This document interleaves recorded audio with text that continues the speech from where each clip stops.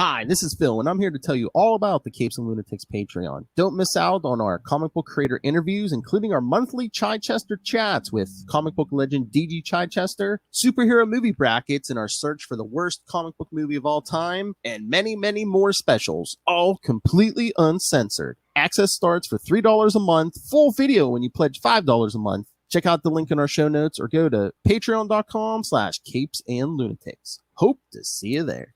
This is Luca Perich, and you're listening to the Capes and Lunatics podcast. Exciting times to be a pimp. That's right, Ray. All right, kids. That's right. It's the end of the month, so you know what that means. Another episode of the Scarlet Spider. So, let's get into it. I am Phil. Joining me, as always, on these things, it is Mr. Podcast himself from Australia. It is. Oh, hello, everybody. I've noticed I got the wrong name there as well. I'm the Scarlet Pimp, Ray, coming back for another Scarlet Spider episode. Always pumped. Got Venom, got Punisher tonight. Whoa. Whoa. All right, and special guest, we have Dave from the Signal of Doom. Hello, Dave. Hello, Phil, and hello, Ray. Hello, listeners. Look, it's an honor to be included and invited to this event, and I'm looking extremely forward to it. Plenty of Punisher tonight, plenty of Venom, plenty of Spidey. There's plenty to look forward to. Oh, man. It's early here. Who's in this chat room already? Jeez. One saying the Aussie gods. Aussie God. That's the game, me and Ray. So it's fans follow us across the seas. I was going to say, I think you have more fans over here than... Oh, it's Russell. Okay. Oh, no. Russell, and then someone sends a Scarlet Gimp. That's Chad. Oh, I'll take that. Scarlet Gimp. That as well. From the Gimp Mask, Ray. See how much your fans love you, Ray? Yes. All right. So, yeah, before we dive into these issues, Dave, if anyone on listening to this isn't familiar, tell them how big of a comic fan you are. Me? Oh, yeah, no, I'm a reasonably big fan. I know I've been a fan since I've been, I don't know, about 11 or 12, and always collected, particularly Batman, Spider-Man, Punisher, Deadpool, those kind of guys were the people that got me interested. Just love the medium. Excited to see the way it's blown up in the last, say, 15 years in terms of all the movies and everything. I wouldn't have thought when I was growing up that was, I would have hoped. I could only have hoped, but I would never have envisioned it would become so massive a sort of mainstream success, which is cool as well. And we do Signal of Doom, which is a weekly show that I do over here in Australia and Sydney with people with Rich is my regular. Ray's been on many times. Phil, you're always welcome. And we do a weekly show that covers like comic books, comic book movies, pop culture, Frank Sinatra, Bob Dylan, anything that I feel like throwing into the mix. Basically anything I feel like doing, we do. But yeah, massive comic book fan. Cricket, yeah. Ray and I have done a couple of cricket ones. That's more just for me and Ray, though. I don't really feel the listeners, the US listeners, I think, struggle with some of the stuff we do there. But yeah, no, I'm just excited, and it's great to dive into the 90s, an era where I checked out of Marvel at that time in the late 90s. So it's great to come back and read this stuff because I haven't read it before. Yeah, there's some crazy stuff from the 90s, but you love Batman. I'm sure you and Ray talk about Batman tons. I love Batman. Yeah, Ray's got I wouldn't say, I don't want to speak for Ray, but kind of almost a bit of a grudge of Batman because I think Batman I think Batman puts his idol of Moon Knight a bit in the shadows there. Limelight. Ray, No. Look, I've said it before as well. During high school, I had a bit of a rivalry with a mate of mine. I was a Wolvie fan. He was a Batman fan. And we locked horns. Let's just say that. So, two great heroes, though. If you're going to go heroes, Wolverine versus Batman. That's top of the chain. Yep. Well, we know who wins. So, adamantium claws. Somebody's saying looks like Ray's in the Batcave right now. Oh yeah, not in that cave. No, I'm. I love Batman. I'm in there. But the question is, Dave, do you love Scarlet Spider? Do you love Ben Reilly? Well, actually, just recently I've read through. I got the first Clone Saga Omnibus, and I knew Ben Reilly by reputation more than anything. But I've read through a whole chunk of the Clone Saga in the last few months, which is one of the reasons why I was so excited to come on. So, I mean, I've got no problems with him. Yeah, I think I thought it was actually a really. We've had a couple of people on, like James DeMatteis and Tom DeFalco, and I think that it was a really good idea and a good story that just got spun out too long with marketing. But there's plenty of gold in it, and I've got no problems at all with the character at all. No. Yeah, no, it's a fantastic character. Oh yeah, I think they even said that was supposed to be like a 3-month story, and marketing just kept spinning out to like 2 years. So yeah, because Marvel was going bankrupt, and so they needed to keep it. They Had to needed cash in whatever was selling, and it so happened. And having read a whole chunk of it recently, plenty of good stuff in there. You know? Oh yeah. That was their big things at the time: Spider-Man and the X-Men. So for sure. Yeah, because after Age of Apocalypse, they're like the Clone Saga was selling. They're like, no, keep that going. So yeah. And this is what we're doing is after. It's actually slightly after what I'm up to, but it's when Peter's gone his own way and Ben Reilly's taken over. So it's a slight costume change that I didn't even notice until people kept mentioning it in the story, and I was like, oh, there was a slight change there. Yeah, definitely the torch has been handed over to Ben. We did some of the we did the lead up to it. So this is the Spider-Man now, but you can see you'll see, Dave, as well, like heroes and public alike are kind of like, who is this guy? You know, he's just slightly different, and his enemies, which we see in these books as well, like Venom notices differences as well. So yeah, and Frank calls him out on it too.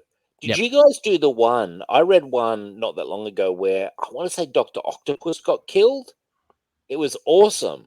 It was like called Funeral for an Octopus. We did Funeral for an Octopus. We did do the funeral, we did. And I really enjoyed that storyline. I thought that was I didn't know that happened. I was like, wow, okay, big moves here. Obviously, he came back. Yeah, they did it like a new female octopus, and after the Clone Saga, they like brought the original back, of course. I enjoyed that story. I liked it when they were teaming up together. Both of the Spider-Men were teaming up. It was kind of fun. And that crazy Spider-Man, Dave, the Kane. What was it? Spider Side? Oh yeah, Spider Side. The one that could like shapeshift and stuff. Yeah. I enjoyed Kane as well. Yeah, Kane was good. In the shadows a lot. The lurker's lurker, Dave. He would lurk upon people that were lurking. He would, yeah, exactly. Yeah, he would. And my favorite, which Ray, you know all about, and I'm gonna get James DeMatteis on, Judas Travel.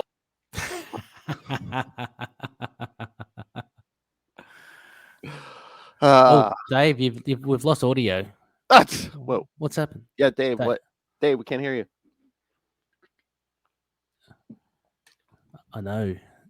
Judas has cut you off. You there? Man, he mentioned Judas Traveler and everything. Yeah, that's it. Judas Travelers. Maybe a chord came out, Dave. I know. Can't hear you, Dave. Huh.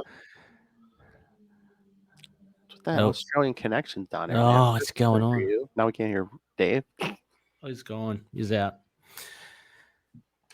Oh my. Oh, hey, while we're waiting for Dave, did you see? Well, I'm sure you did see it. It was in your group, but no, we're getting the Moon Knight trailer tomorrow night during American football. Certainly did. And I was just telling Dave earlier on, we recorded a teaser reaction episode just before I jumped onto this show, Phil, but we unfortunately lost the audio to that. So a big shame, but we are going to be doing a reaction to the full trailer. Yeah, Monday 17th. It's on Hulu. It's going to be from 8:15 p.m. Eastern time. So we'll be on that like a rash, Phil. Don't worry. Dave, here he is. What's happened? The Gremlins are out tonight. I know, Dave. Can you hear us? Can you hear us, Dave? No. Can we hear you? All right, he's So- muted. Oh, he's typing something now. I reckon it is Judas Traveler. Is this someone taking a shot at you? Could Ben Reilly be Judge Death though? What? No, that's a shot at Dave, I think. Judge Oh. Death from Judge Dredd. Yeah, I think that must be Russell talking Judge Probably. Death. Yeah. Dave, what's going on, Dave? What's happened? Probably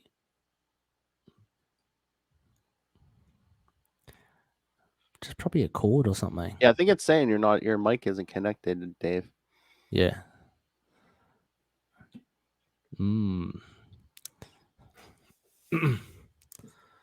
It's not good. So Phil, yeah, did you see the teaser? What did you think of the Moon Knight teaser? I mean, I'm very interested to see Danger. what this thing looks like, and official See footage. See the transformation? That's a buzz now. I know. I wonder though, if is that What's going to be a happening? real thing, or is that going to be like something in his head or something? Yeah, okay. Yeah, that's what some people thought. I know. It might be one of the earlier things. I don't know. Anyway. Ooh, Conchu symbiote. Oh gosh. Yeah. I know. Like Charlie's like all upset because I guess like when Miss Marvel comes to the MCU, she's not going to like. Yeah, be able she's to, not going to have the. Yeah, change that's a her big. shape. It's going to be like That's energy. a big thing. Yeah, that's huge. Yeah. So. Who said Sailor Moon Knight? Yeah, that's got to be Chad. Yeah, that transformation. I was talking to Rebecca earlier on, and I was asking her to explain it to me, and it's that kind of thing about all the the clothes just whisk onto the person, very Sailor Moon kind of thing. Yeah, I'm just hoping it's not a permanent thing for Moon Knight. Anyway, I mean, I'll be happy with the show. The show will be fun. I'll watch it. So we're just going to manage expectations that it's not going to be like the comic. I mean, anything on the screen, there are differences. I mean, so either history's changed or bits have changed. So they're going to do that with Moon Knight as well. Yeah, hopefully they don't change too much. Yeah, I mean, I think someone put it as well. As long as they keep the spirit of the character, I think that's important. As long as that's done, then I'm happy. But yeah, look, it looks like powers, so that's already a little bit different. Yeah, and Rebecca reckons she's got a theory that he may not even be a merc. I mean, which could be possible as well. So they're chopping and changing with things, but you can hear more about it on the Moon Knight podcast. I don't want to take up the airtime with that. We're here for Ben Reilly.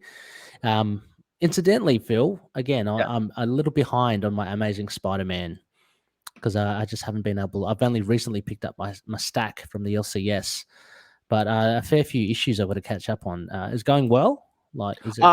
Yeah. I mean, it seems like there's something going on beyond.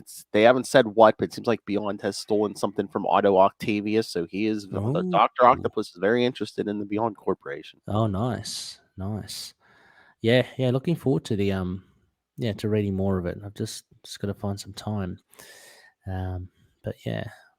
The February, is that right? The Ben Reilly series is out. Number one comes out Wednesday. Oh, it comes out this. Okay, cool. Yeah. Well, I mean, I've got that on my list, so that will be in the stack. Mateus, of course. Yeah, that looks good as well. So we're very blessed. That's set then there we're talking about right now. Yeah. Oh yeah. We're very lucky to have a lot of Scarlet Spider action. Yeah, I wouldn't be surprised if they spin Ben Reilly off into his own book when this is all said and done. Yeah. Oh, did you see? After this current storyline's done, I guess they're rebooting Amazing Spider-Man to #1 again. Oh, okay. Again, cool. Yeah. Oh, isn't there? There's also something in April as well with JR coming back onto the title. I think that's it. Yeah, is that the #1? Yeah, in April. Yeah, he's going to be doing the artist. Yeah, he's going to be doing the art. Yeah. What did Peter do? I think that's the slogan. Mhm. And he's holding some sort of spider remote control or some sort of tech.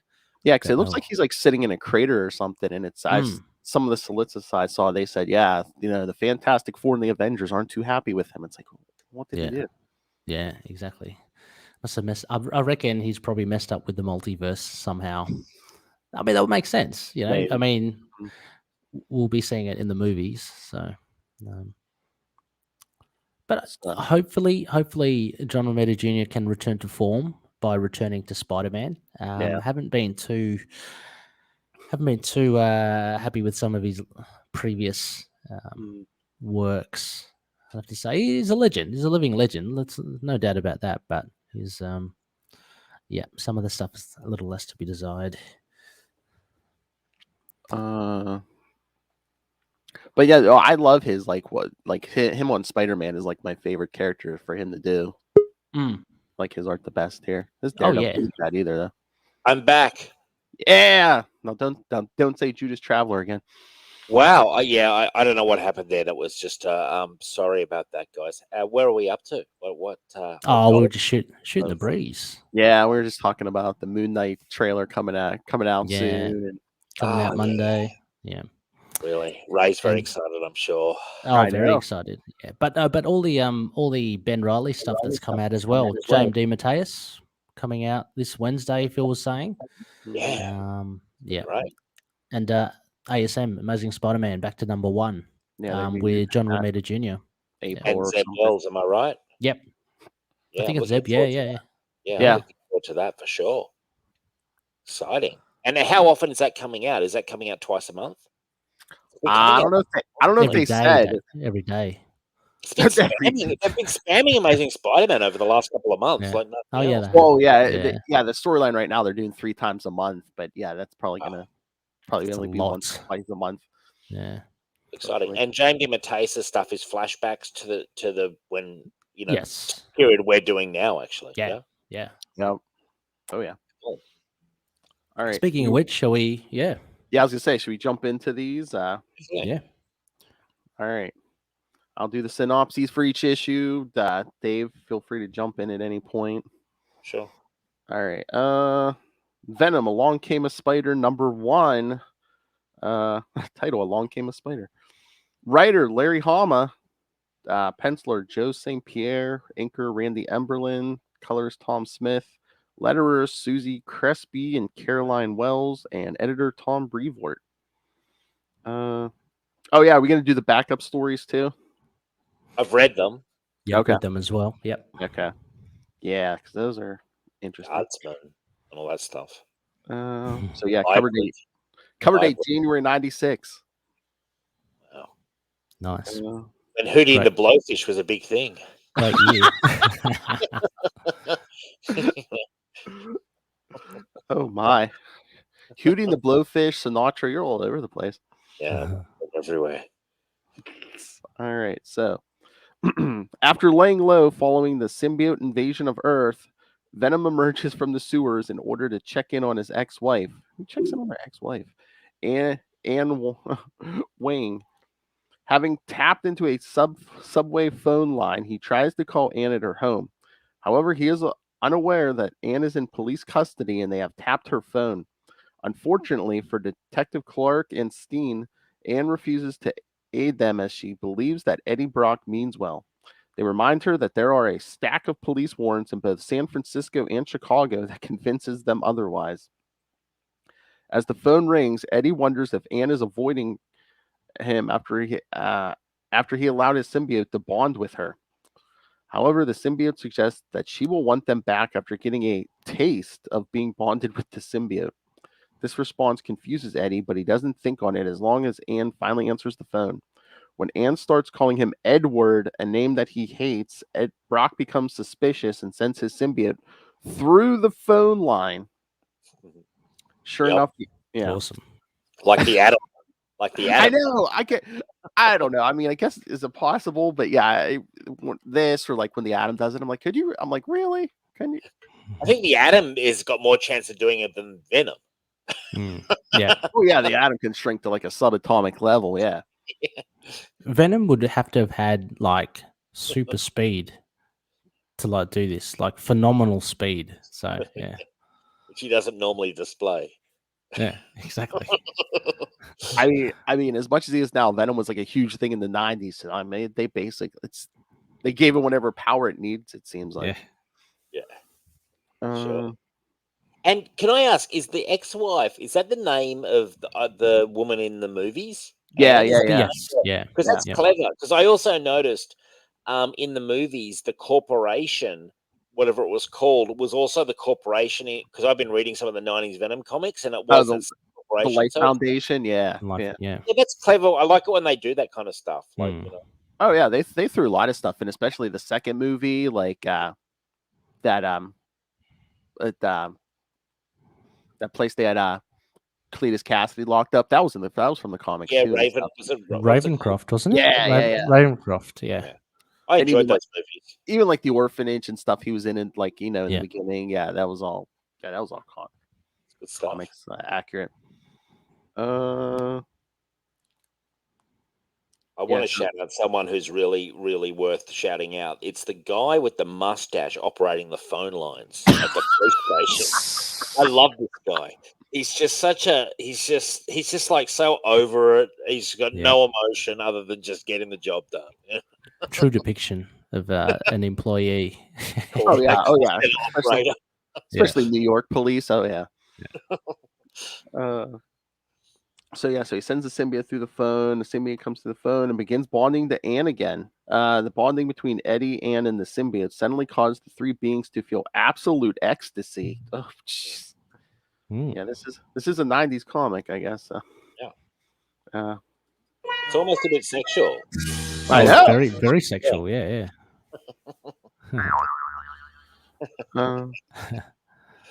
All right. Meanwhile, at the daily grind, Ben Reilly overhears some patrons trying to make some sense of how many Spider-Men are active in New York City. As he leaves, Ben can't blame them for being confused, but as his life has become incredibly complicated recently. For years, they go into the whole thing. Ben thought he was a clone of Peter Parker until tests proved that he was the original. Sure. After all that, his clone has Yeah, been for living. now. Yeah, until the end Chop of and the change. Clone Saga, when we find out that it was the whole thing was rigged. Yeah. Oh, hey, Dave!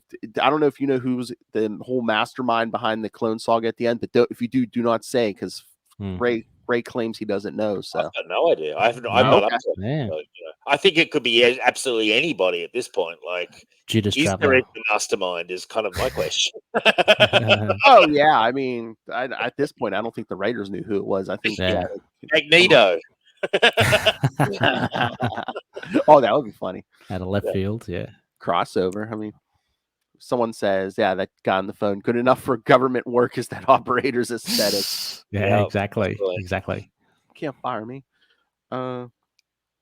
So Ben's still thinking about how his clone married Mary Jane, retired as Spider-Man.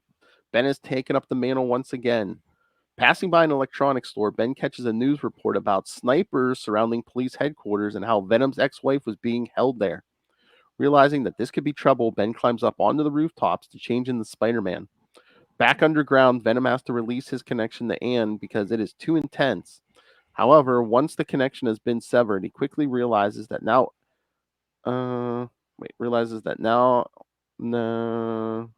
that he knows everything she knew and vice versa. Now knowing that the police have Anne, Venom decides to free her from their custody and begins formulating a plan on how to do this. As Spider-Man arrives on the scene, police both inside and outside the police station begin securing the area. Meanwhile, Anne is reeling after her symbiosis with Eddie and is now coming to terms with how he really felt about her. Back outside, Spider-Man realizes that Venom wouldn't attack the police station directly and decides to search the sewers. No sooner has the wall crawler gone underground, a pizza delivery man arrives on the scene. Apparently, the chief of police put in an order for pizza. Detective Clark yells at the delivery boy with his bullhorn in order to confirm that this isn't Venom in disguise. I like this. Yeah, Yeah. dissonant sound. Yeah, it's just a red herring, but I like it, like how Harmer's put it in there, because you'd think, oh, here we go, this has got to be Eddie, but Yeah. it isn't. Like, you screaming in my face, I better get a good Yeah. tip. I didn't know that Venom could just take the form of anybody. Yeah, Like, Well, yeah, Yeah. that suit can look like pretty much anything, you know. like it can mimic clothes, so it can mimic I didn't people as realize well. he could do it so perfectly. I guess Mm. I thought he looked more like a Venomized version of them, kind of thing, you know. But no, it's Oh. he's almost a chameleon, you know. If you Yeah. want, to, you know. Yeah. Oh yeah. Yeah. Oh It's yeah, a because that nifty suit trick. can look like clothes. I know there was one Spider-Man story where like he was fighting Spider-Man on an island and he was making the suit like blend into the surroundings and stuff. Yes, I remember that. That was an Eric Larson, wasn't it? Yeah. That's pretty Uh, cool. I like the artwork too. It's very yeah. Yeah, the artwork's that's good. Convinced that this is not the case, Clark sends the pizza into the station. He then orders his officers to sweep the area while he searches a nearby alley with an uncovered manhole. Directly below, Spider-Man searches for Venom but finds nothing but dead alligators. Climbing up a nearby ladder to look who is above, Spider-Man pokes his head up to look but finds nobody there. This is because Detective Clark has returned to the police cordon outside. Detective Clark tells his officers to keep an eye out and goes back inside to join the others. Inside, Detective Steen and the others have determined that nobody ordered a pizza and pull their guns on the delivery boy. Mhm. However, that's when Detective Clark enters the room and reveals that he is really Venom in disguise.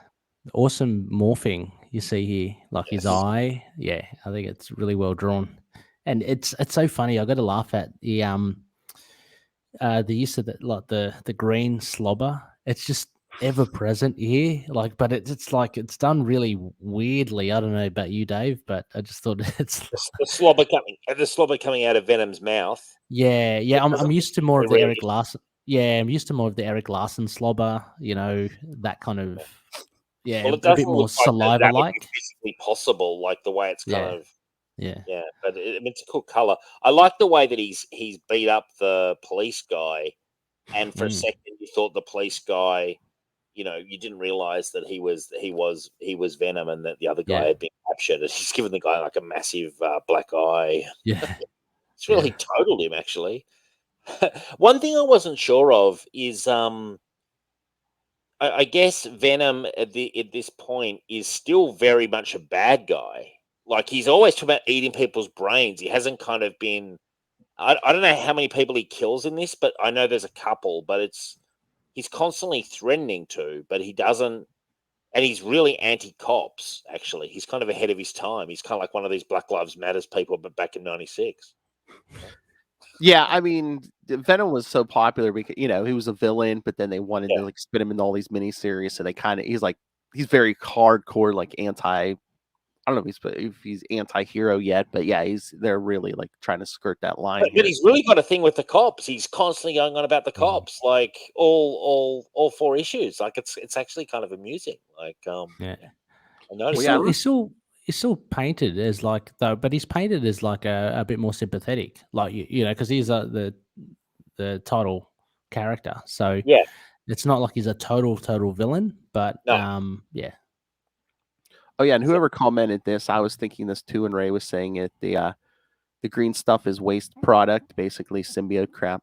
Mm, Right. yeah. It is an alien, Isn't It is. that's canon, right? I mean, I've heard of that before as well. Yeah, I've What heard is that. it? I don't know if that was a theory or Yeah. I mean, it's an alien. Oh yeah, 96 is a few years after the Rodney King riots. Yes. So, and again, when Eddie was a reporter, I don't know if he had like run-ins with cops and stuff, and Mm. He was kind of paranoid and stuff, Mhm. from memory. He was a twisted individual, from what I recall, like a sort of petty person kind of thing. Oh yeah. Mm. Yeah. But, Outside, Spider-Man has just discovered the real Detective Clark, who has been stuffed into a nearby dumpster by Venom. At that moment, Venom manages to shut off the power in the police station and overpowers the officers inside.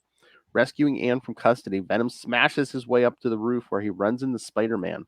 When the wall crawler orders him to put Anne down, Venom does, only so he can attack Spider-Man, leaving the wall crawler to wonder if he has bitten off more than he can chew. and Yeah. isn't it funny? He's like punched into his nose. He just looks so. I mean, the artwork's kind of hard to work out what's going on, but like, what's that punch going to do? Doesn't seem to Yeah. be doing Yeah. much. It's almost there are little bits of Todd McFarlane in this art as well. Not as detailed, but just in those sorts of Spider-Man poses and Venom being like 10 foot tall and that sort of stuff. Yeah, So, yeah. He's really big in this picture, Mm. and I notice that the difference that I'm noticing in his costume, Spider-Man's, is that it's black, like on the front. There's no blue, or there's not much blue.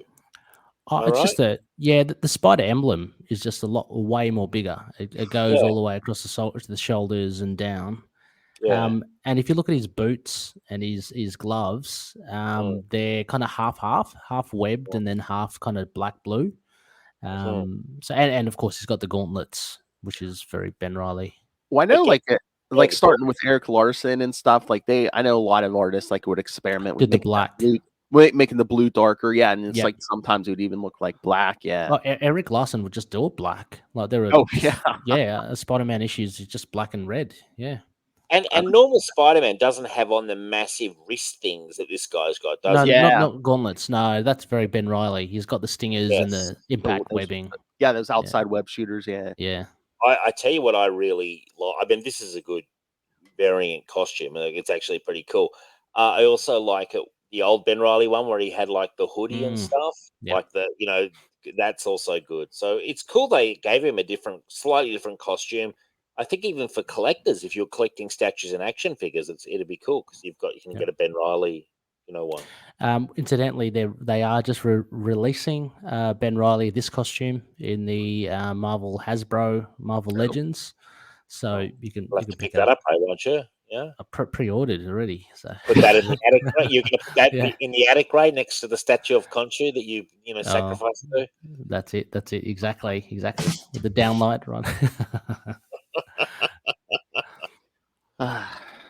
Well, that was quite a synopsis, by the way, Phil. Like, Jesus I Christ, know. I thought you were doing the whole series that was going so long. Like, Oh no, we go through each issue. Yeah, Phil basically reads out a summary, and then we just jump in whenever we can. So it Yeah, was I quite found these online. So yeah, Yeah. someone really went in. very, very good. Well, my analysis is, I think, really strong artwork. That at times is weird. Like I'm looking at a picture here where the black police chief, his eyes are just totally wrong. But like it's a very cartoony kind of style of artwork. yeah, But I actually very. enjoy it, and I do find it. It makes me think of the late '90s and Spider-Man, and like this is good fun times. And it's Venom, so it should be a bit cartoonish. It kind Yeah. of fits the title, I think. Yep. Oh yeah. Yeah. I don't know. Do you think should I read all the synopses, or do you guys just want to talk about this series as a whole? I mean, it's I don't know. Yeah, Dave. What? Yeah. I don't I don't care. mind. Like, yeah. I don't think you need to go through in such okay. Yeah, that's fine. Yeah. Because we do have like the back. I mean, we do have backup stories as well. We've Yes. got quite a bit to go. Oh through. yeah. Yeah. Oh yeah. What did you guys think of these? The backup stories where we get like a new symbiote and ties into the new Warrior stuff.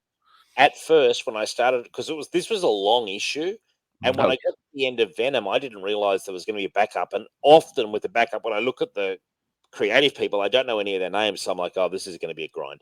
No. But I actually found the backup story was a really nice supplement to the front story. And I mean, I don't know this character from Bar of Soap, but I got into it, like the storyline of how he was a guardsman, he was friends with I forget who, someone from the New Warriors, Yeah. and and then he got the Vance, and he got the symbiote and became a new symbiote. Like I actually got quite invested in the storyline, and then it wound up with a really kind of almost cheesy ending where it's like you follow the adventures of Hybrid and the New Warrior. I'm like, wow, I'm pretty confident that went nowhere. I've never heard of this character in my life. He disappeared into obscurity.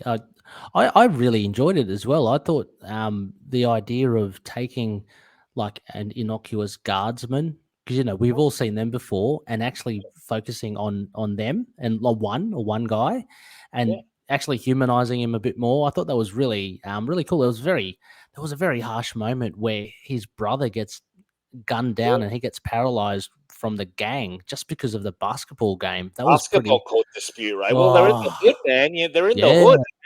To be fair, I don't know if I would have been stepping up to challenge in the hood over the basketball court. I think that was a mistake. Well, And it he well definitely came back to bite them in a major way. in a They burst major. I his mean, house, killed him, paralyzed the the little kid. brother's gone. So no, I really enjoyed it, and I like the idea of this. You're learning more about the symbiotes, how 4 of them combine, but how they're not violent. Really, they're not like Carnage or Venom. They actually want to not fight when they bond with Scott. I think that's his name. But yeah, what did you think, Phil, of this? Like, it was weird. I put this on the list because but this series was the first time I read this. Yeah, it was interesting because like Dave, I got to the backup. I'm like, oh, am I gonna like this? Yeah, Although, who was that? That Evan Skolnick who wrote this, right? He's the guy who yeah, wrote that Scarlet Spider stuff not too long ago, where we got that second Scarlet Spider. yeah. I He think he was does. I think he was Yeah, doing New Warriors at the time. That's why I think he tied the whole thing in, and it's like, oh, hey, go read New Warriors because I think he was Yeah. writing it. yeah. He's okay with it. I mean, he does pack it full of dialogue. So I kind of know what you was thinking. Like when I turned to it, it's like, okay, this is a backup story, and I had a little flick through. It's like, geez, there's a lot of captions here. Like the guys really filled it up. But it wasn't that. It wasn't that hard to get through. Like it was compelling enough. I enjoyed the So gang stuff too. Like yeah, I me thought it too. was Yeah, actually yeah, considering, like when you read these comics from this time period, sometimes they do it super light on detail. yeah, And whereas I felt that this guy did a kind of like more of a not realistic's not the right word, but it was just a bit more grounded than I yeah. expected. Mm. The weakest thing about it was Hybrid, who just what a shocking design. Oh, Like the the design design's a of bit. Hybrid was Yeah. awful. Like I but the mean, story was knowing. good. The story Yeah. was good. Yeah. So I mean, I actually give the backup like an 8 out of 10. I enjoyed the backup. Wow. Yeah, Yeah. I got quite invested. Yeah. Yeah, I think knowing the looks of symbiotes like now, like down the track, Mhm. we've got a whole handful of symbiotes, and they've got pretty cool designs. So looking back on hybrid, it's like, oh, this was a pretty poor effort, by comparison to the likes of, like Toxin and Scream. Was it Scream or Shriek? Scream. Shriek rings a bell, doesn't it? Yeah, yeah. Really cool designs. I like them. And of course Carnage. But yeah, this one was almost like an owl look. Yeah, they had kind of like little Yeah, it feelers was. at the top. Yeah, yeah. What's the '90s too? They're trying to create as many symbiotes as they can because symbiotes are making them big money at this point. Yeah, yeah, Well, that's true, isn't it? Like, and that's I kind of felt like a bit sorry for the guy yeah, because like, he had all these goals, which was getting out of the hood and getting his family out of the hood, not just himself, his yep, family, and then it all backfired massively, and he was kind of like then sort of an agent of sort of revenge and stuff, like yep. almost like what he was telling his brother not to be. And I kind of felt bad for him, but it was a well told story. It made me Yeah. care. You know? Well, I mean, the guy, he did everything right. You know what I mean? Everything that he did, I think, were more like correct decisions. Yeah, They were hard on him, as you're saying. He's trying to get out of the ghetto, but he chooses to let the symbiote go because they were being tortured, or the symbiotes go because they were being tortured and stuff, to the detriment of himself. He lost his career. He's lost his chance to get out of the ghetto. That sort of thing. Same thing with the basketball court. I guess he does the right thing, stands up for himself and his brother, but he gets done for it. So the guy's not got much going for him. The only saving grace is he gets to, I guess, walk again by having this symbiote with him, and he yes. gets to have some revenge. It So was funny that he had the designs for the armor, and he yeah, was like, so he had the designs for the armor, which got pinched by the gang. But then yeah, he told, like, what was his name, Ray Justice or Vance or whatever the guy. yeah, And he fantastic. Yeah. told him that, and he's like, okay. So Vance was like, "Oh, let's just delete that from the record." Yeah, yeah.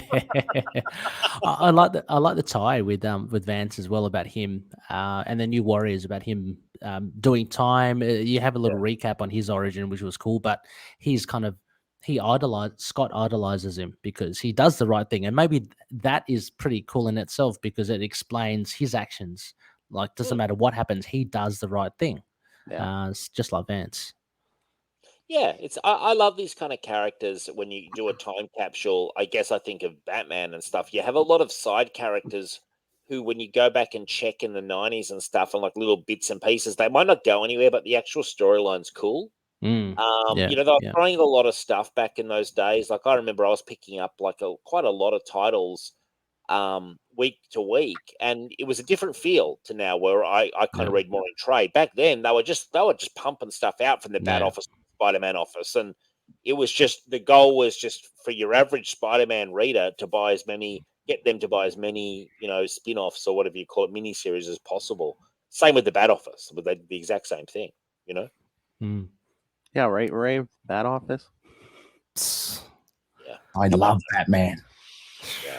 Well, I remember back in the day, you know, as a reader, without meaning to sidetrack, but I remember Chuck Dixon. He was on so many titles coming out of the Bat Office on a weekly basis, and it was like, and I've said to him, I don't know how you managed it. He just wrote like a long way ahead, so he didn't have that problem. That was like he was on. I think at one point, what, like 3 or 4 books a month?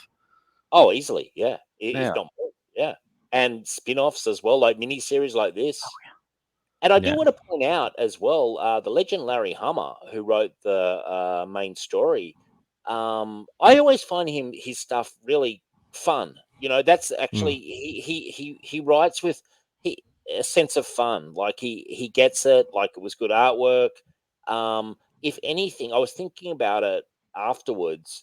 If anything, I thought that maybe you could have compressed the 4 issues into maybe 2 or 3. I did feel that there was a lot of sort of like, you know, they sort of were milking it a little bit. But then again, at the end, they also had the back stuff, which didn't feel like it was being stretched out. So overall, it would have been how much would this have retailed for, Ray, back in the day? I was just looking. I was curious because this, like you said, this was bigger. This was what, like 40 some pages. It was only like, it looks like it was only $2.95 for like 40 some pages. 40 pages. That's pretty good. Yeah. Spider-Man back in the day, you're getting value for money. You're right. Yeah, definitely getting value for money. So sorry. But I was gonna say the main story gets crazier and crazier.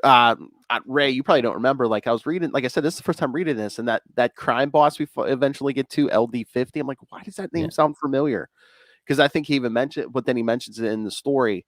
It's like a Avengers arc. I don't know if you remember, Ray. We did that like early on the Quantum Zone. I think when you like first started sending feedback from the Quantum Zone. Yeah, right. They're like these other dimensional beings, and then they like. Oh, okay. No, that's wow. That's a real callback to the past. Jeez. And it is mentioned in this story because it's like in Avengers something or other, like because this crime boss, it's hilarious. Like what, you know, how it goes on. I love how he winds up in the actual. Doesn't he wind up in part of a mech suit? Yeah. Towards the end, that's really weird. I mean, in between that as well, and gets into the Venom suit again, more so. But yeah, that crime boss was. There's always a point of difference, isn't it? And he's got to be articulate and kind of, you know. Like when he's on the phone to the therapist. Yeah, That's actually one of my favorite parts. And he's like, "Yeah, I'll probably get on diminished plea of insanity the way things are going." Yeah. The therapist is like, "Okay, I'll put this on your tab." Yeah. I mean, it wasn't like in the Avengers issue, it was more so, but like he had like a fancy way of talking, and he just like seemed like all fancy for a crime boss. And I don't think Larry Hama even wrote those Avengers issues. So it's like, yeah, I mean, he really did like a deep dive on, pulling this character out of nowhere. Cause even I was like, wait a minute, I think that name sounds familiar. This guy's appeared like one other time. Well, Larry Hama's a pro, man. He's a pro. Yeah. We're trying to get him on Signal, and it's like trying to lock in a United Nations conference where we've been locked in talks for years. I always enjoy his stuff across many different, not only comics but different genres.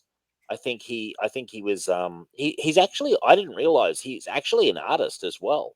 Okay. Yeah, he's got an art background, and originally was trying to break in as an artist to the industry. So he writes from an artistic kind of standpoint a lot of the time, he says. Okay. He sets stuff up a lot for the artists, and everything. Yeah. I thought I saw something. Isn't he in a band or something also? Or he was? Larry Hama? He was an actor. He's in a couple of episodes of MASH.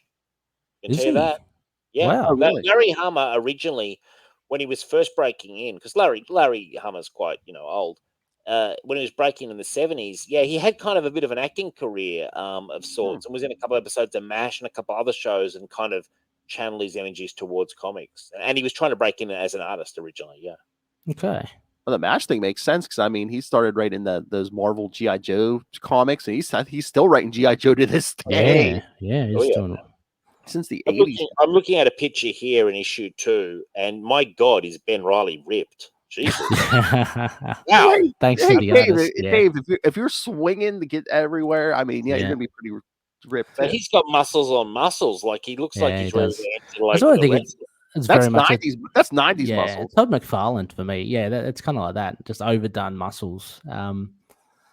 But yeah, it's. I mean, it's really cool. There's some really cool sequences in it as well. A lot to do with the fire. Like so, Betty Brock gets massively burnt, Yeah. incinerated. So he has to heal, but also towards the end as well, where they blow up. Basically, that. Yeah, What is it? amusement park. Yeah, The museum, the fun house or something. Yeah, no, it was that's pretty good. But yeah, I was a little put off by that bad guy towards the end. It Oh, just you didn't like him, Ray? oh no, I did not like him. It just like he to me he seemed to come out of like he was such a big personality. He kind of came out of nowhere. You know. And he made up most of that second or the last issue or so of the whole arc. Yeah. I kind of liked it because he was played for laughs a little bit. Yeah, oh, yeah, absolutely. Yeah. And I do find sometimes in the Venom stuff, it can get a little repetitive. So I felt he added some flavor. It was interesting to see the relationship between Eddie and the ex-wife too. That was interesting. Yeah. Especially from the context of someone like me who's seen both movies. And you're like, okay, so she was a character in the comics, ex-wife. But then she says to him, like, don't come back. Yeah. Unless not only you've got to kind of renounce Venom, but you've also got to hold off this whole thing with Spider-Man. You've got to come to a truce of some sort. And she says that she was tempted by the symbiote's power herself, but she can sort of like, it's kind of like an addict with a drug or something. She's not addicted to it yet. Yeah, it's a nice insight into the symbiote, I think, and the use of it, but also, yeah, you're right. But the relationship between Eddie and her, because he's hell bent on doing it, and to one thing is stopping him, and it's basically Anne. So that's yeah, that's pretty cool. Cool. And Yeah. in the film, in Venom 1, if you recall, there's a scene where the actress, I want to say her name is Michelle Williams. Yep. Wrong. Is that right? Yeah. Yeah. And she does actually get the Venom suit on her. Yeah, I think that's isn't that the call? That's a callback to this, right? So Yeah, I think so. Yeah, that's what I thought. So it's cool to read that now and then think, oh wow, they're actually bothering. Because you know what? At least the people who are doing the movies, do the skerrick of research to at least get a nugget like that. Or they're told that at least someone at some point in the creative process has given them something where they can, put that so it makes a film, because I think it makes it a bit better. Oh yeah, Oh, I like when they at least try to be comic accurate or pulls like certain scenes and stuff. Yeah. Yeah. It's fun. But and sorry, you go ahead, Phil. I was gonna say there was a lot of characters in here, but credit to Larry Hama. This could have been a lot messier, like story, under someone else, just with all the characters in this. And yeah, I thought he pulled it off pretty well. Yeah, and he gave enough variation in the characters and the voices, I think, to make it pretty fun. And as you said, a little quirky with a couple of minor characters and that main character. So I enjoyed the part where Venom. So the symbiote's gone through the phone line to her, and then Venom has to walk to get to the police station. Yeah, I'm like, oh, this is suddenly you're gonna find out. Then he gets in the cab, and he's only got like 50 cents or something. Yeah. That's I good. thought that was funny. I thought that was a good sort of joke, really. Yeah, it's good. It's fun. Like I would have, if I didn't pick this up at the time, but if I picked this up back in the day, I'm sure I would have been pretty happy, because I think Spider-Man back in the day, if you were buying Spider-Man in this period, you were probably buying a few titles a month, at least 2 to 3. You wouldn't have just bought one title, because they were pumping out the spin-offs, Oh yeah, especially Venom. Venom was a big seller, so yeah, I think they were cash grab. There might have been there might have been people at the time who might have just picked up Venom and not Spider-Man, but wow. Oh yeah. He has spawned his own, little cult. How big So- is he now compared? Like, I don't look at the He's huge. sales. I think he's huge, isn't he? Like he's I mean, not as there's a big. Venom series. There's still a Venom. There's a Venom ongoing series. Last Yeah, couple of years, yeah. they've been doing it good. monthly. So And he's now just like well established. Like he's just like a mainstay now. So he's he's got 2 movies. So yeah, And I exactly. enjoyed both the movies. What did you guys enjoy the films? I haven't seen the second one. But yeah. I mean, they're I'd good. like to. I mean, I like some of the MCU stuff better, but no, I mean the Venom stuff's doable. I thought the second one was I think I like the Looks second fun. one. Woody Harrelson steals the show in that Oh, second does one. he? Oh, nice. Oh yeah. Yeah, it's an improve. I thought the second one was a slight improvement on the first. Like Yeah. they're very similar movies, but Yeah. I think you'd enjoy. Ray, what are you doing, Ray? You haven't seen it, Ray? What are you doing now? Oh, because this Like, was the whole okay. time. This was the whole time when the cinemas were in lockdown and all that, and Yeah, that's like, right. so yeah, I want to watch it in the cinemas. So, Yeah. yeah, I don't know if it's still out, but Oh well, Ray, we'll let you off, Ray. You've got a lot going. That's Doing 17 mine. shows a week, you know. But Oh go ahead, Ray. no, that was it. No, I was just gonna say okay, because I know Dave gave a grade for the backups. What did you guys think of the main story? Main story, I'm going to give a solid 7 out of 10 for the whole thing. I think it was good fun. I enjoyed it, and I give 7 out of 10 for the main story and 8 for the backup. Ooh. Yeah, I'll give 6.5 to 7 for the main story. The backup I'd give a bit more as well. I really enjoyed the backup. So 7.5. Okay. How about yourself, Phil? Yeah, I think you guys are around what I would think, because I was surprised. Like, yeah, like the backup is probably, like Dave said, probably like an 8, because there was a lot of like emotion and really got it deep into this guy's life. And then while the main story is good, it's more like big 90s punch 'em up fun more than anything. So that's probably like 7 or 7.5. So yeah, Pretty it solid, seemed pretty solid yeah, stuff. compared yeah. to the backup story, it's a little bit more disjointed, like with the whole kind of thing. Whereas you can just read the backup in the 4 issues like seamlessly because it just carries on. It's a little bit bumpy in the other one. Yeah. By the way, I just want to say I've got the Venom Omnibuses. So I've got 3 of them, and I'm pretty confident this would actually be in one of them because It should be. I know Daniel Way's run is in the 3rd one, which is much more in the 2000s. So anything in the 90s would be included. I love those things. I threw them on the shelf. Michelle's like, "Really, you're that big a fan of Venom?" I said, "Believe it." You know? Believe it. Like these aren't going anywhere. These will be buried with me, basically. That's it. Jeez. like Ray with his Ray will be buried with his holding Conchu like statue or something. Oh please, Ben Reilly he could be action cremated. Those ashes are going to be put in that Conchu statue and then dropped in the ocean or something. And I wouldn't surprise me if Ray's training his kid right now to be the next Moon Knight out there on the street. I'm learning about resurrection, that sort of stuff. So it's not the end. What did you say to me? Ray said something to me. There's someone, I forget, what was it, Ray? What's it called? The multiple personality thing, and there's someone's getting like a consultant to Marvel. Oh yeah. One of the people in the ITK community, they are part of a DID system. They have DID. And with our talks with Jed McKay, managed to get a foot in the door for them. So they will be consulting with Jed McKay just with, how to portray DID, in comics to get it a little bit more accurate.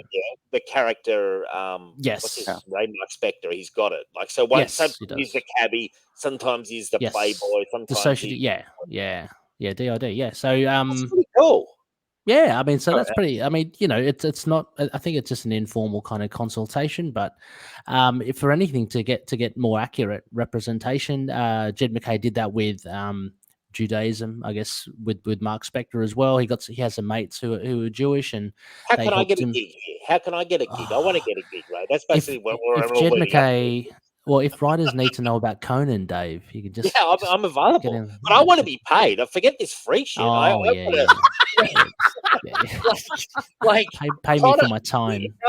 Cash. I mean, it doesn't come for free. I'll say to them, look, I'll give you half an hour, but you got to Yeah. give me something On the for it. clock. I'll start the clock now. Yeah, it's like Free a therapist. Free comics, Dave. Would you work for free comics? Oh, Possibly, yeah, or even Possibly. a statue. Oh, That, you know, Jesus. like You haven't thought about this at all. I'm available. There's a price tag attached, but I'm available. you're I'm not. very You're not excited about the next one, by the way. This Punish Yes. Spider-Man. oh Punisher. yeah, let's. Oh yeah, let's get to Family that. plot. What a weird one. Can I just It's say that? It's well, strange. and the weird thing too is like it's 2 issues. I mean, Tom Lau writes both of them, but it's like it's so weird, like the art, because the first issue has like 4 artists, and then there's a completely different artist on the second one. It's so disjointed. Yeah. I got that sense. I loved it, guys, by the way. I was so into it because I'm a huge Punisher fan, if I haven't made that perfectly clear. For sure. And I was aware, purely because that I haven't read this, I knew that it wasn't peak Punisher because I've read all the Mike Baron, all the Chuck Dixon, all the Carl Potts, and all the Ennis. And so I knew this was in the dark age when they were just segueing. But that said, this was when Punisher, I believe, was somehow involved with the mob, which is a weird storyline. And it doesn't really explain it. Yeah, that's really weird. It's just like he was going to the electric chair. They were going to give him the electric chair, but he gets freed by this mob family, and it I don't know, like the head of the mob. I don't know if he's dying or something. He wants Frank to take over the family, and Frank's like, "Why would I do that?" He's like, "No." He's like, "You run my family, and you can use my mob to take out all the other mobs." So it was one of those things. Oh, I see. And I believe it might have been John Ostrander's run that covered this, because I know the Ostrander run, it's not particularly well regarded by Punisher diehards, but obviously John Ostrander, very highly regarded writer.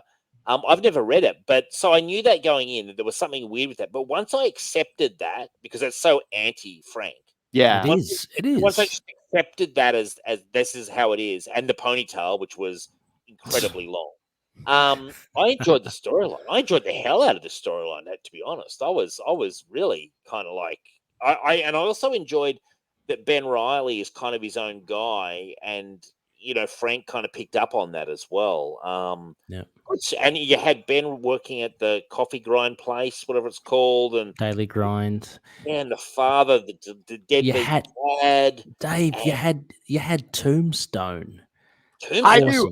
I was waiting for a message from Ray. You didn't tell me Tombstone was in this. Awesome stuff. He's such a cool villain. Yeah, and he really varies how he looks. In this. Oh yeah, he jacks him up. Between 2 issues, you got 5 artists. So yeah, that's true. In issue 2, he looked more like a sort of image, kind of like superhero, kind of that kind of Liefeld style. Yeah. But I had it to you guys because I enjoyed the hell out of this as just a 2-parter, and partly that's because I'm a Punisher fanatic who was just frothing at the mouth to read new Punisher. Yeah. No, look, I enjoyed it as well. I think I enjoyed the first part more than the second part. It was good to just get indulge me here, Phil. Just good to get that reveal, like Tombstone in it, and him trying to work his way through the mob land in New York City. But yeah, the interactions between the Punisher and Ben Reilly, and this point of difference, of course, of him working for the mob, which I mean, like you, Dave, I just rolled with it. But like you had to. It's so like he would never do that, surely. No, I think it was just after this they sent him to. It got worse. They sent him to heaven, and he came back as the Angel Punisher. So it only got worse before it got better. So it's always before the dawn. But there's one great moment where he gets the guy and he's putting the gun to him, and the guy's like, "I ain't talking," and then he says, "If I aim here and pull the trigger, you won't die." "Oh no, but there are nerve clusters here, lots of them, and you won't believe the pain it causes." And I was like, "Yeah, this is proper Frank. Yeah, I'm enjoying this." So there were glimpses of the real Frank Castle there. Are you a Punisher fan, Phil? Like, where were you on all this? I am a Punisher fan, and it's so weird. Like there was a time period there where they kept trying to like tack a gimmick onto him, the mob, like you said, the heaven stuff, and then eventually Frankencastle. That was awful. That was the worst. Yeah. This is actually better than Frankencastle by a distance, frankly. You know, Yeah. because at least here, when he goes out, he's still Punisher. Yeah. Even though he's horribly compromised. Whereas when he's Frankencastle, it's like, well, this is now no longer kind of the character. Yeah. You know? Yeah. Well, that's what Lilith is always saying. It's like the good Punisher stories are the ones where they rate him competent. Some, a lot of times they just rate him as. Well, I mean, they can't, because if he's competent the whole time, then he's just unstoppable, like a force. Well, that's everything the thing. ends with him. Yeah. He could take out low-level guys, but he can't be. He can't ever reach his end goal. Like he can't take out the Kingpin. They'll never let him take out the Kingpin. And As a kid, I'll tell you this storyline. As a kid, Phil, when the first Punisher I ever picked up was Circle of Blood, and I honestly I couldn't believe how good it was. And I'm 12. I thought he was going to take out the Kingpin. I was convinced. So Mike Barron's building up to it, and I'm like, this Kingpin's going down. He's just rubbish. And, and only then, I realized how big the Kingpin was in general Marvel, and it was quite unlikely that Frank would take him out. But yeah, I mean, he taking out mobsters and stuff. Like, I mean, how Chuck Dixon wrote him. Like, this is what he should be doing. Well, also the Ennis run, he does take out. Like, the big wigs as well, so that you get the big point of difference. But also as well in this, I got to make mention, there's that little side story with the guy that works for Tombstone. He's got the family. That was a good thing to see in there as well. He's essentially a bad guy. His son kind of looks up to him, that sort of stuff. So that was and his wife is or estranged wife is the friend of Ben Reilly. Am I right, at the coffee shop? Yeah. Yes, that's right. Yes, yeah. So a nice tie there.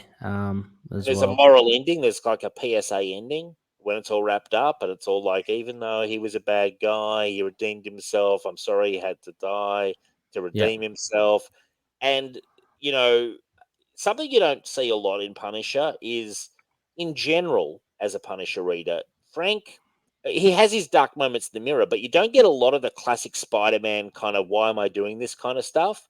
In this one, you got a little of it, and I don't think it suits the character. Like, like Spider-Man zipping around having self-doubts is the character of Spider-Man. Yes. But Frank having self-doubts is, as a Frank Castle fan, I don't think is really kind of... The Frank Moore is where he's got a gun to his mouth and he's thinking, well, I just pulled the trigger. That's one of your favorite scenes. He's one of my favorite, because I think that's the character. He's like, if I'm going to end it, I'll just blow myself away. He's not sitting around going, oh, should I bother doing this, or should I not do this, or why am I doing this? Like, he's not that kind of guy, Exactly. Hope the kids are enjoying this discussion. I think it was just like, it was supposed to be like meta commentary. It's like, like everyone else was questioning, why is Punisher in the mob? Why am I in the mob? Yeah, that's true. That's true. What editorial retreat dreamed this up? I don't know who put that in the comments. Probably Russell. But yes, isn't someone interviewing Jerry Conway? Yes, Wilf and I are talking to him tonight. How cool is that? Really? Yeah. Really? I know. Yeah. That's going to be exciting. We're fish. We're fishing for Jerry ourselves on Signal like later this year. But wow, have fun. Is that your first time talking to Jerry? Oh yeah. Yeah, phenomenal. Man. The creator, of Punisher, actually, creator of Punisher. Yeah, but love this Spider-Man run. Just really, just such an enjoyable read. I'm just like Conway. There's so much. He created the Punisher. He wrote all that classic Spider-Man stuff. I mean, he did so much on like the DC side too. I'm just like, where do I begin? Sit this guy down for 3 hours. Like, hey. Jeez. With those guys like a Jerry Conway and like a James DeMatteis and Chuck Dixon and Stan Fan, you go to their Wikipedia to get a sense of, okay, what are we going to talk about? And it's so long that you have to break it down into bits and pieces, which is a credit to them. I mean, he's been around, I don't know when he started, but probably in the very early 70s, I would say, if not late 60s, Yeah. Late 60s, early 70s, Conan, by the way, Conan fans out there, Jerry Conway did a couple of issues. I want to say of Savage Sword. I'm pretty confident. And you can understand, like, when you speak to these creators and you say, "Oh, look, so what were you thinking when you did this issue?" That they'll probably go, "I've got no idea. Like, I've written thousands of stories. Some remember, some don't. Some have no memory at all, which would be me as well. They simply cannot remember. Others do. You know? Well, yeah, for particular stories that probably were closer to their heart and that sort of stuff. But yeah, I can imagine, like, with the thousands of stories that they wrote. I mean, how do you remember? You know. Well, the funniest is when we were talking to Mark Wade, and I asked him a question about some issue, and he's like, you know what? He's like, I don't remember. He goes, I remember other people's stuff way more than I remember my own stuff. Yeah, yeah. Well, And I think can't. about your own work. How, if someone had to ask you in detailed questions about a decision you made, say 12 or 15 years ago, I would struggle to remember the ins and Oh outs. yeah, absolutely, Like, absolutely. There was another creator I was listening to. I can't remember who it was, but he actually was surprised when the host said, "Oh, so like you created, it might be Capes and Lunatics, Phil," but the host said, "Oh, and you created this character," and the creator goes, "I don't remember creating that character." Oh no, it was the Silver Surfer. I think it was on Terms of Evil. They spoke to Ron Mars, and Ron Mars was talking about some characters, cosmic characters, and I think Russell and Justin talked about a character, and he goes, "I don't remember creating that character, but I'll take it." So, Hey, I just finalized it last night, so I didn't even put it up on social media or anything yet. Tuesday, Will and I are going to be talking to Ron Mars. So. oh, nice one, love his nice. Green Lantern run, man. I'll always say, Ron Mars, thank you for that Green Lantern run. Oh yeah, that's what we're And going to be talking about. We're going to be talking about Green Lantern, and he's got a Silver Surfer the new, miniseries coming up. yeah, what's it called? It's like Rebirth or something. Rebirth, as well. yeah, with Ron Lim, classic team. I think they said it's set in his Silver Surfer run in the 90s. That's awesome. Too, It's got to get it. That's yeah. I really liked Ron Mars's what I've read, and that Green Lantern run was just fantastic. He's good with cosmic. I mean, I only know him from cosmic stuff. Very good. And he's still around. He's still, as you say, he's doing this thing now, Oh, and he's actually been reasonably prolific in the last couple of years. He did some stuff at DC recently. Yeah. There was an event, I think it was called Endless Winter, that he was Oh, behind. So writing and stuff. okay. He's been right.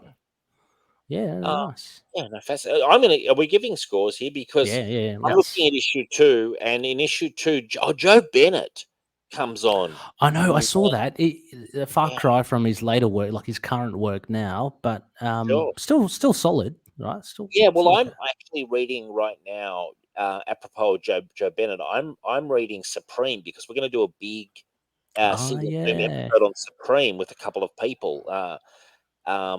And Joe Bennett is the artist on the modern stuff in Supreme, like the current day stuff, I should say. Mm-hmm. Yeah. I enjoy his artwork, and I enjoyed his artwork here. And I really like the storyline with the kid.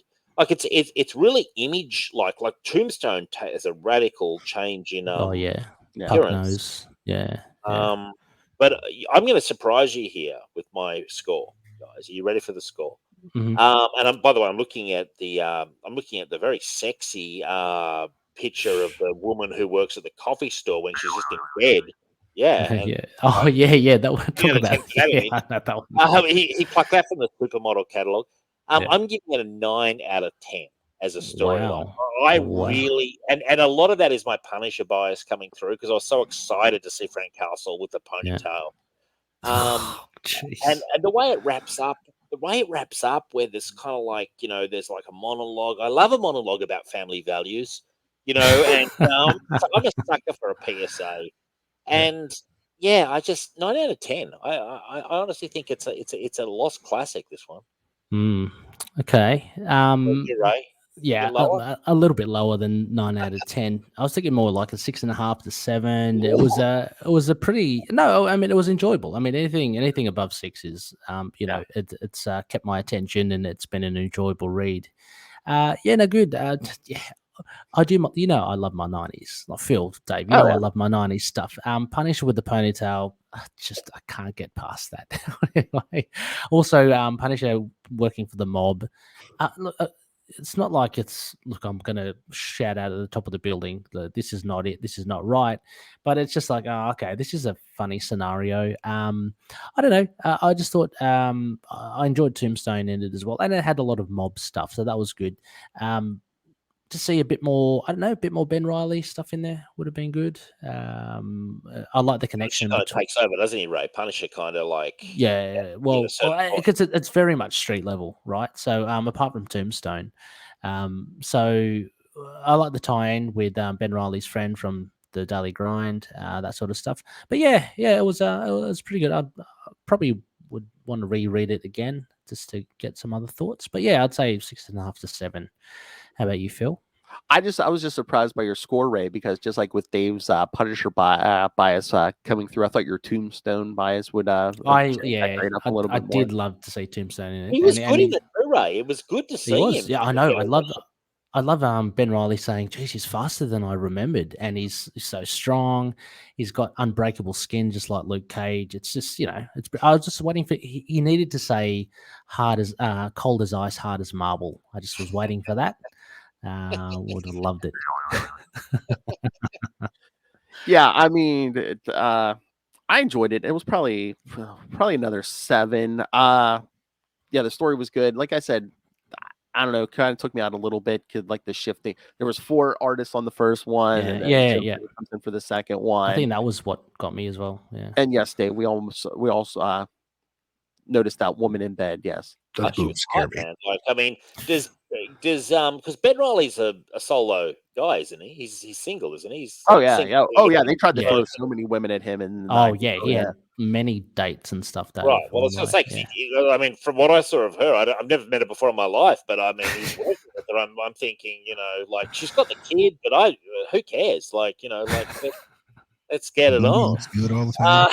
I do want to say there's a famous how do you pronounce his name, Ray? It's like Mark Texeira. Is that the artist name? Texeira? Yeah, I love the artist. Now it's great. there's a famous Punisher one that Chuck wrote with Mark Texeira, and he does have the ponytail, but it's a lot shorter. I remember actually that was one of the first ponytail appearances. Actually, you've it's a blast from the past. I remember Texeira drawing that as well. I didn't mind it that much, but I guess maybe because I forgot and seeing it here was. It was criticized, but at the same time, it was much more of a. This was more of a flowing. Oh, it was massive! It was massive. It was very windy as well. Doing his hair, like it's like shampooing his hair. It was so long, like it was exactly. Great. I mean, it's the 90s. I mean, some of those ponytails got out of control. Like, there's like a Nightwing miniseries from like in the 90s where like that ponytail was almost as like long as him. Bloody it was. Hell. It really varied from artist to artist. Also, Superman at times. Different artists would have a flowing kind of mullet. Others would have it shorter. I believe when Chuck took over Nightwing, he actually clips it. Yeah, the first like couple issues. Yeah, he just has a guy like chop it off. Does Batman ever have a ponytail? Does he? No, it's always short back and sides, right? Like me. Short back and sides. Always keeps it real short. I love Batman. Yeah.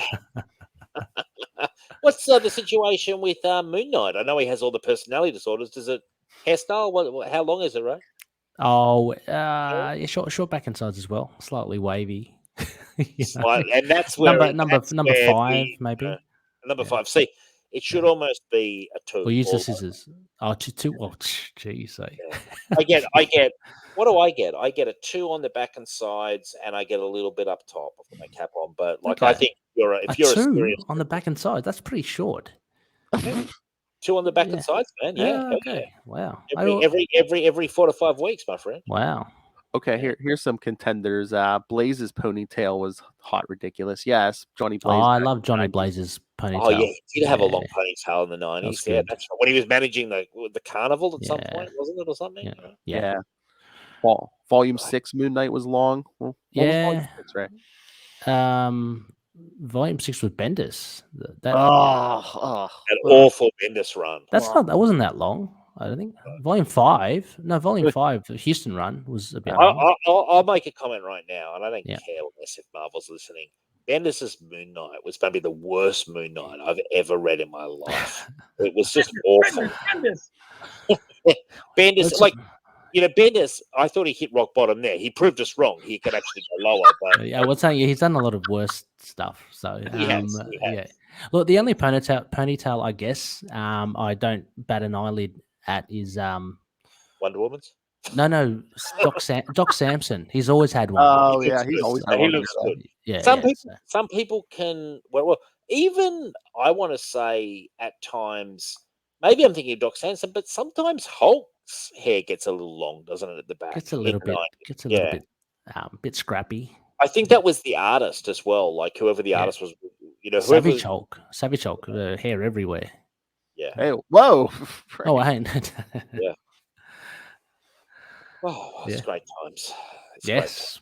Pleasure to Right. be on. I've loved discussing this stuff, and Yeah. Phil, you brought up issues that I've never read purely because I wasn't collecting Marvel comics in this time period. I was a Batman guy, but it was such a pleasure to go back, and Yes. it's one of the joys of the fact that we can go back with comics and read this kind of stuff. Yes. Um, I thank you too, Phil. I now am a hybrid fan, so I'll be tracking down all the hybrid I think you'll appearances. find he's probably in about 2 more issues ever, right? Easy then.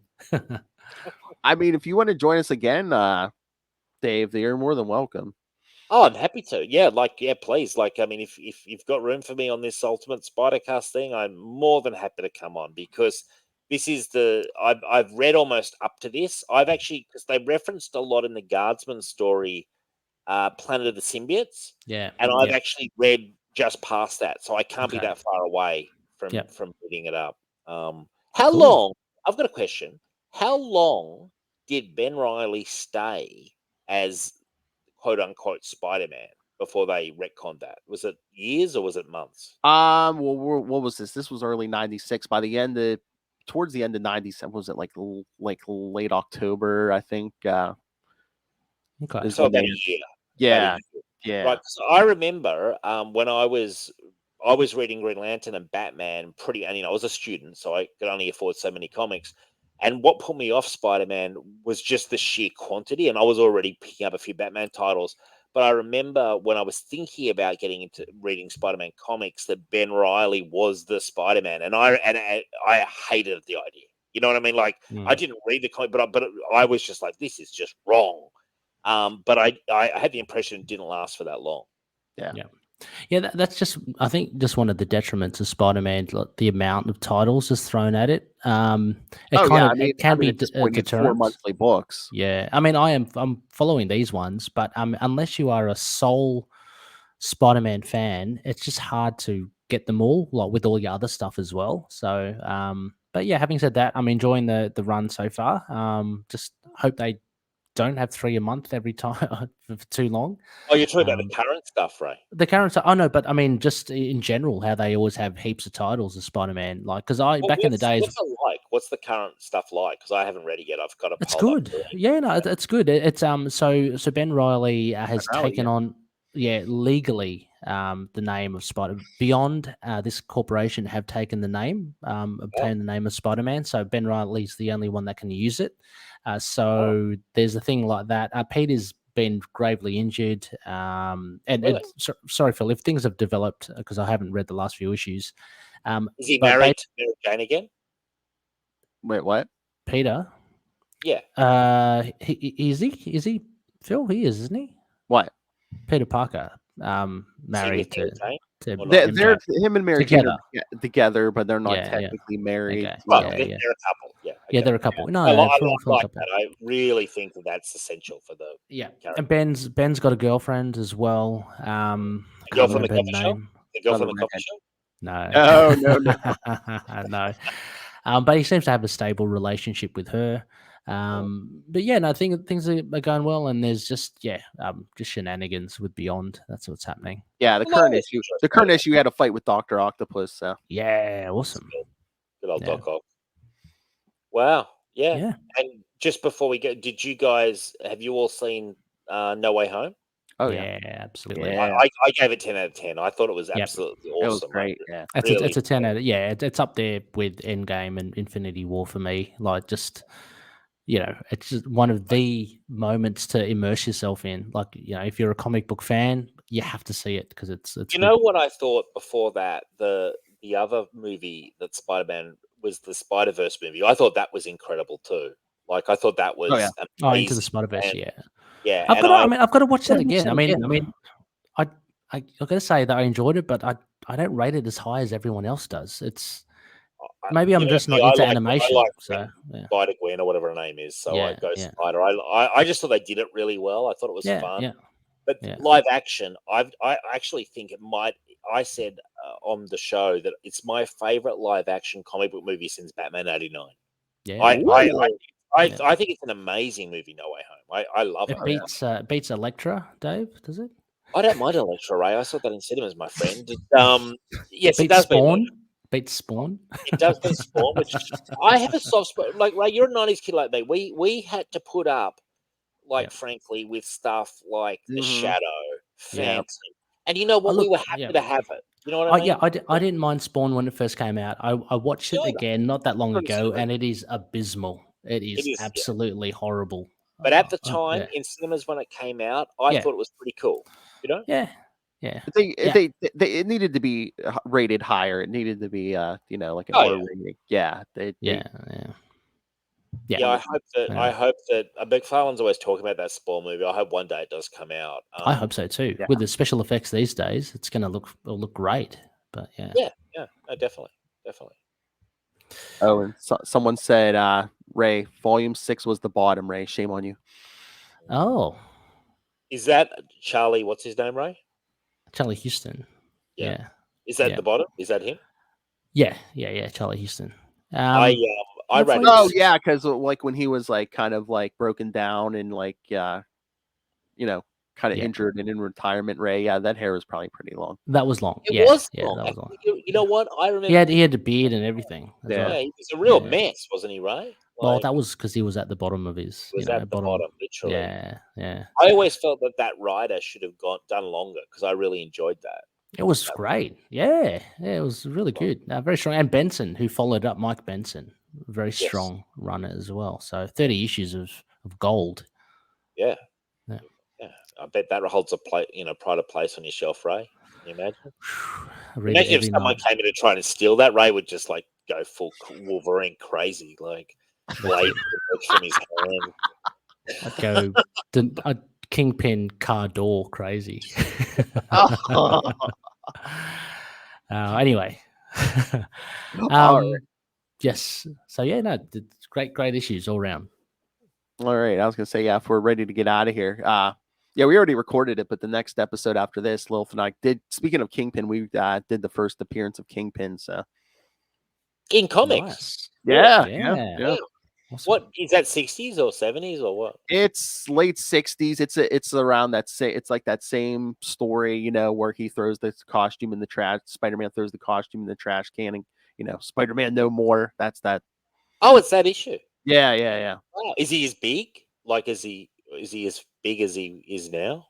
He's pretty big, but it's just like he's not even like he's not even pretending to be a legitimate like businessman. He's just like basically a crime lord. I mean, you don't even know. They don't even tell you his name's Wilson Fisk. He just calls himself Kingpin the whole time. I think he's so cool. Right. What a cool character. I absolutely think he's. Can I just show you this, guys? I just double checked. Anyway, what is can you see that? Anyway, Marvel Wiki says Moon Knight Volume 6 is Bendis. So say that. Thank you. Ray just pushes back. That's what I go by. So well, you know what? You could question. You got Bendis on speed dial. You got Bendis on speed dial, Ray. You could question Ray's manhood, but don't you question his Moon Knight knowledge? Exactly. Are you going to sacrifice someone to Conchit tonight, Ray? What do you mean? I already have. So I was going to say, is that what we're calling it now? Okay. Anyway, All right. So, are we done? Mm-hmm. All right. Okay. Oh yeah. Stupid Alexa. All right. But yeah, no, Dave, you're more than welcome to join us next month because we're going to be doing a 3-issue Spider-Man arc. Ray, we're going to find out what Mysterio is up to. Oh, Mysterio. And do you do it kind of like chronologically, so it's still Ben Reilly? Is that what you do? Yeah. We've been going chronologically. Kind of. Yeah. I'm all about read that, along, mate. Dave. I read love along. to go chronologically. Yeah. And does it ever cut to Peter, or is Peter completely off camera? Peter's going to come back here pretty soon. Because I don't know if behind the scenes they had already made the decisions like, oh yeah, we're going to be bringing Peter back. So eventually they bring Peter back to town, and it's kind of interesting. It's kind of interesting because like there's a miniseries with Peter where he loses his powers for a while. So when he comes back, he has no powers. Oh no. So basically, he's just able to like give Ben advice about stuff. Like I know there's like a hobgoblin fight coming up, and Peter's like, and Jason Macendale, Ben had never fought him before, and Peter's like, all you got to do is like, dive out of the way. He always opens up with some kind of pumpkin bomb or razor bat. You dodge that and get in his face. Yeah, it throws his timing way It's off. like spam the X button, block. Like the I love it. instruction. Yeah. No, I'd like to come back and thank you for having me on. And I should mention, if listeners are interested, check out Signal of Doom, our weekly show for all your comic book news. And believe you me, I understand if you're a Capes and Lunatics fan, I don't know how you have time to fit in all these shows. It's almost a full-time job. But if you've got a spare couple of hours, come check out Signal. We're happy to entertain. Nice. All right. So yes, kids, if you want to send your thoughts on the stuff coming up, tell Dave what a good job he did. Question, raise Moon Knight knowledge. Email us capesandlunatics@gmail.com or call the voicemail 614-382-2737. That's 614-38-capes. I can find all of our social medias for all the various shows we do. Facebook, Twitter, Facebook fan groups. You can watch this video on the YouTube channel if you want to know what the mysterious Dave Finn looks like. You can watch this on YouTube. So subscribe to the YouTube channel. Most importantly, if you can, please subscribe to the Patreon. We no longer have any backers, so yeah, it's just us paying for it out of our own pocket, and we have patrons like Ray there and Russell and Justin. Thank you, gentlemen, very much. If you can, please subscribe to the Patreon. $3 to $5 get you the exclusive some creator interviews. DG Chichester's there talking to me and Lilith every month, and the superhero movie brackets are coming. We're recording the first one next week. We're gonna find the worst superhero movie. The first battle was gonna be Howard the Duck versus that 1990 Captain America movie. Oh, both of them terrible. Ooh, I've not seen the Captain America. I know by reputation. Probably Howard the Duck is a better film than that, I would think. You've never seen the Italian Red Skull? Okay. I've only heard how awful it all is. Howard the Duck, at least it's like Howard the Duck. It's Howard. I mean, yeah, duck nipples, yeah. You know how duck penises work, right? Thank you, though. Find that or get yourself Capes and Lunatics and Capes and Lunatics Sidekicks merchandise. Everything is at Linktree, linktr.ee/Capes and Lunatics. All right, Ray. Now give us your spiel on your 50 podcast. Oh, no. Look, it's very easy. At Ray Pod, REY Pod on Twitter. Just hit me up there just with any questions, just for a chat. Always fun. But yeah, you can find links there to the other shows, Into the Night, the Moon Knight podcast, To Know Her Is to Fear Her, the Spider-Woman podcast, and Last Sons of Krypton, a Superman podcast, which we're going to be doing a commentary on Lois and Clark. Superman and Lois. Yeah. The season 2, episode 1. The current TV. The current one, yeah. Superman and Lois, I think it is. Superman and Lois. I believe Doomsday's coming in this season as well, I read somewhere. Yeah. So, yeah, check it all out. A lot of fun. The Hard Master. That's Sex on the Mind. Okay, Ray. This one's for you. Hold on. Don't pull it out unless you're going to use it. That's true for guns and penises. Oh, wow. Lilith went Somebody there. was trying to sneak it in. Lilith is a star, I've got to say, on your network. Oh, yeah. That's my shining star, yes. Pocket rocket. A pocket rocket. Whoa! Some of the one-liners are just amazing. I love it. I know. So many. I'm on my second page here. It's so natural for Ray. Superior plus. Dear me. I think that's Lilith's favorite at the moment. That's your favorite on Lilith. I know, that's it. She's like, I gotta stop drinking. No, more. I know, that's what I said. I'm like, you're gonna kill the show if you stop drinking. Thank you all the patrons. Suck it, Russell. Dear me. All right. Here's my star. Okay. Thank you for joining us again. Next episode, you guys will hear me and Lil talking about the first appearance of the Kingpin, and then 1 month me, Ray, and again, Dave, you're more than welcome to join us for Media Blizzard. Wow. Awesome. All right, It's a great title. Until then, swing on back. Come on, Ray, do the thwip. So the